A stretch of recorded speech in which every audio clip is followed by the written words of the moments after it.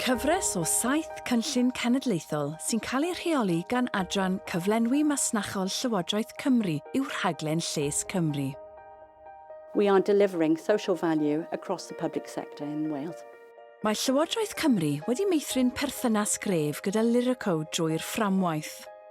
Lyrico have proactively sought and found Welsh suppliers and Welsh manufacturers that can be part of this programme.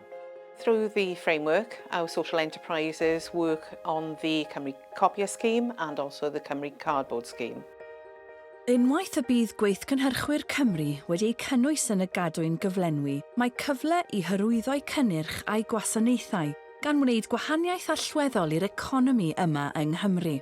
The community benefits gained through the framework are outstanding, from the range of organisations that we engage with, school children we can work with, colleges, other training providers and our social services departments. Y brif fantais i Rototherm oedd creu swyddi yn eu cyfleuster yn y de, nid yn unig o ran y tîm yn y siop, ond hefyd y meysydd ansawdd, arolygu a pheirianneg gan sefydlu nifer o swyddi gwahanol.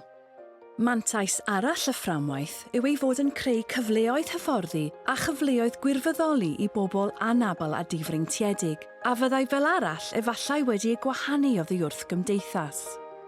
The framework delivers across multiple fronts: job creation, sustainability and green economy.